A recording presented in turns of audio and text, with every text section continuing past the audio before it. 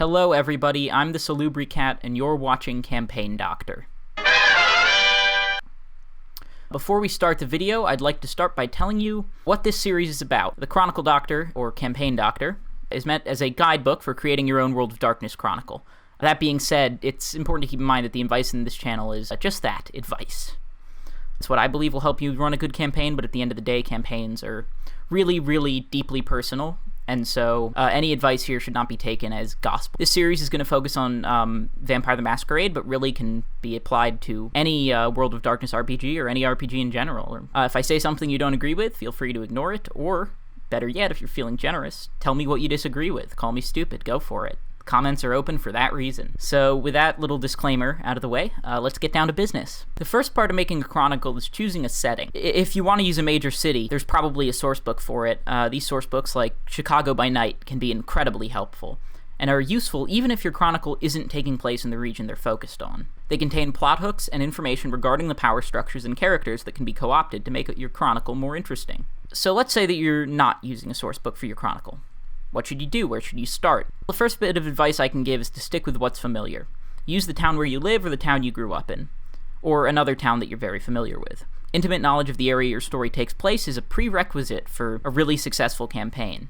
So choosing a place that you're familiar with is unbelievably helpful. For an example of this, we can look at my podcast, Saratoga by Night. Not to toot my own horn, I chose the location of Saratoga Springs, New York, because that's where I go to college, and that's where all my friends and players go to college. It allowed us all to have a really solid baseline understanding of the setting, where we are, what things look like, how things feel, what things smell like, and so we were all starting on a sort of level playing field of understanding, which I found to be incredibly helpful. Even though we all knew the setting, I always kept a map open, like just on my laptop while I was running the game. It's still necessary to look over the maps of the local area. Keep in mind, the World of Darkness is meant to be a dark reflection of the real world, a look into a black mirror, if you would. So making sure that the reflection in that mirror is accurate is paramount to a good World of Darkness story. So let's say you've chosen your location and you familiarized yourself with it, gone over the maps, looked at what landmarks are, what geographical locations are really important, places you think might be plot relevant. Now you gotta do, in my opinion, the best thing, the most fun thing, and you gotta populate the world. Now, populating the world isn't just as simple as giving a bunch of NPCs names and basic descriptions and then letting your players loose. I mean, it can be, and if you're going for something lighter, that's certainly a way you can do it. That's what I do whenever I run D&D, because I generally like to run D&D as a more goofy style game, But for World of Darkness, I find that, especially when you're exploring darker themes, it's important to have real, deep, three-dimensional characters. So I'm just going to walk you through how I like to structure my NPCs and how I like to go about coming up with them. The first thing I do is I'll go to my town's historical society website, or just to Wikipedia, or I'll just Google, say, Saratoga Springs important figures. The person we'll be making an NPC out of today is a man by the name of Spencer Trask. He was essential in the development of Saratoga Springs to what it is today. So the first thing we do, as is commonplace with any research, is Google him. And hey, look at that, a Wikipedia page. I'll give it a quick read through off camera. A few moments later. So after a few minutes, I've learned a few things about Spencer. He was an industrialist who grew up in Brooklyn and eventually became a prominent venture capitalist, supporting the Edison Company as it worked on inventing the light bulb, and restructuring the New York Times into a reputable newspaper. From this information, he's immediately a candidate for being a Ventru, as he's incredibly business-minded, and that seems to fit with the Ventru clan and their tendency to be controlling and domineering. But there's some information that throws this into question. Spencer Trask also loved the arts.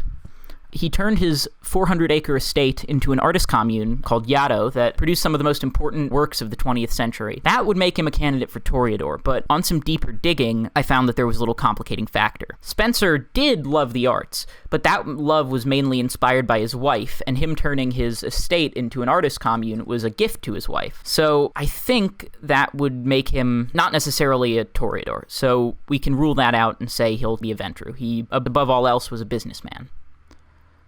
So right now we know his clan, and that's about it. Of course, we'll need more information.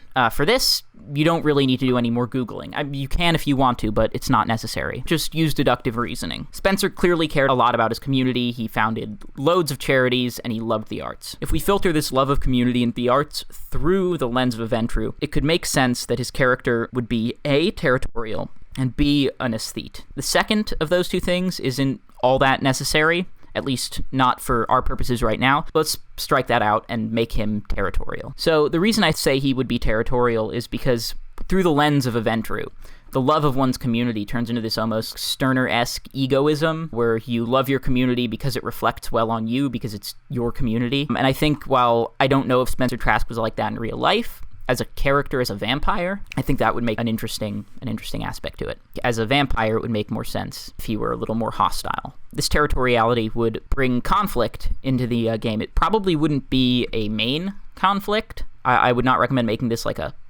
something small like this your main big conflict. We'll get into why that is and what you should do about that next episode.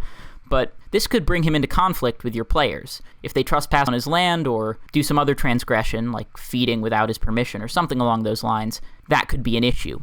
Also, he could be an interesting political player in the local vampire hierarchy because he's a Ventru, he's very wealthy, and he's territorial, so he could be a loud voice for protectionism in vampire politics. So now we gotta think, how would he behave if a violation were to occur, if something bad were to happen? From what I've seen in my research, Spencer Trask doesn't seem to be a very hands-on guy. He was a venture capitalist. He made a lot of his money by investing in things and having other people do the work. So to me, he doesn't seem like a hands-on type of guy. He'd probably have vampires around him who would be willing to do his dirty work if it came down to that. Now, escalation of force is also important. He wasn't an unreasonable man in life, and so he shouldn't be in death. While he may confront the coterie at first, escalation would probably happen slowly. And so what would he do if a violation occurred? Well, Spencer was a wealthy man, and in business, he seemed to prefer to fund ideas instead of doing things himself. He doesn't seem like a hands-on type of guy to me. He may confront the coterie at first. If they transgress, things can always escalate, but I don't think it'll be quick, and I don't think he'll be doing much of the fighting himself if it gets to that. He'll send other people to do his dirty work. So now we have enough for one NPC. We have a character, we have Spencer Trask, based in a real man, and we use that to inform A, where his domain will be, and B, what he'll be like. Notice I didn't read any autobiographies, I didn't dive too deep, it only took a few minutes to gain the information I needed to make an interesting character. Now we have enough for an NPC. Spencer's interest in maintaining his own turf pretty much excludes him from being a main antagonist, as he only poses a threat if he's transgressed upon. But that doesn't mean he can't make an interesting side character or ally. From here, all you have to do is throw together a character sheet and chart out his territory on a map. This process isn't particularly hard, but the information stacks up, so doing it for every single NPC in your Chronicle is not advisable. I'd focus on doing this kind of research for only about a dozen or so key characters, spread across some various factions. You also don't need to have every detail of their personality fleshed out. The most important part of GMing is improvising, and if a character changes when you do, and when your characters introduce conflict, that's okay. Go with it. The majority of player and non-player character development happens this way, and that's totally fine. In fact, it makes for a more organic and fluid experience. People can change, and so can NPCs.